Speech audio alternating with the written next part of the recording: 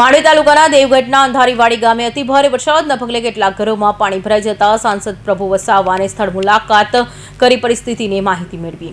માંડવી તાલુકાના દેવગઢ અંધારીવાડી ગામ ખાતે જંખવાવ તરફથી આવતી મીરા નદી અને આંબલી ડેમ તરફથી આવતી વેરે નદી, જે બંને નદીઓનું સંગમ દેવગઢ ગામ ખાતે થાય છે। બંને નદીમાં વધારે પડતું પાણી આવવાને કારણે અંધારવાડીના 12 થી 15 જેટલા કોઠવાડિયા સમાજના ઘરોમાં પાણી ભરાઈ ગયું હતું, જેને ગામના સરપંચશ્રી તથા આગેવાનો સાથે મેં મુલાકાત લીધી છે। જેમને નુકસાન થયું છે તેને વહેલી તકે ઘર વખરી અને કેશ ડોલ આપવા માટે મામલતદારને સૂચના અપાઈ છે અને માંડવી તાલુકા અને સુરત જિલ્લામાં પણ અનેક જગ્યાએ પાણીઓ ભરાયા છે, તેમને સુરક્ષિત જગ્યાએ સ્થળાંતર કરવામાં આવ્યું છે અને પ્રશાસન પણ આ બાબતે એલર્ટ છે અને ડિઝાસ્ટરની ટીમ પણ એલર્ટ કરી દેવામાં આવી છે અને વ્યક્તિગતે વગર ગામે ઘરની બહાર ન જાય અને આપણો પણ સૌ બચાવ કરીએ એવી નાગરિકોની અપીલ કરી છે। દક્ષિણ ગુજરાતમાં અતિભારે વરસાદ પડવાને કારણે માંડવી તાલુકાના દેવગઢ અંધારવાડી ગામે જંખવાવ તરફથી આવતી વીરા નદી અને આંબલી ડેમ પરથી આવતી વેર નદી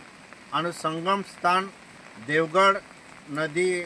દેવગઢ ગામ ખાતે સંગમ થાય છે। બંને નદીમાં વધારે પડતું પાણી આવવાને કારણે અંધારવાડીના 12 થી 15 જેટલા કોટવાડિયા સમાજના ઘરોમાં પાણી ભરાઈ ગયું છે। અહીંયા દરેક ઘરોની મુલાકાત ગામના સરપંચ અને આગેવાનો સાથે લીધી છે।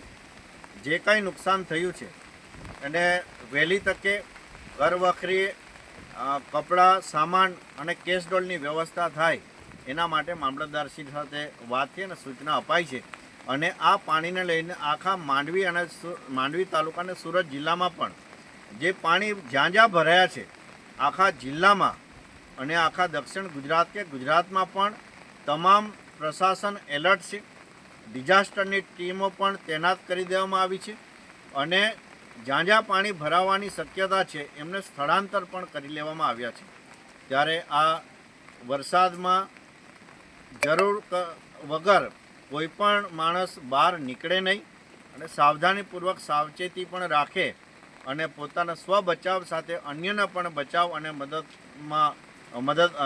સ્વ બચાવમાં અને અન્યના બચાવ માટે પણ મદદરૂપ થવા માટે યુવાનો અને જે રીતે પરસ્પર સહકાર આપી રહ્યા છે ત્યારે એમની પણ સરાહના કરું છું અને આપણે પણ બધા તકેદારી રાખીએ એની એટલી જ બધાને વિનંતી સાથે સૌનો આભાર। અમીરસિંહ ચૌહાણ, માંડવી।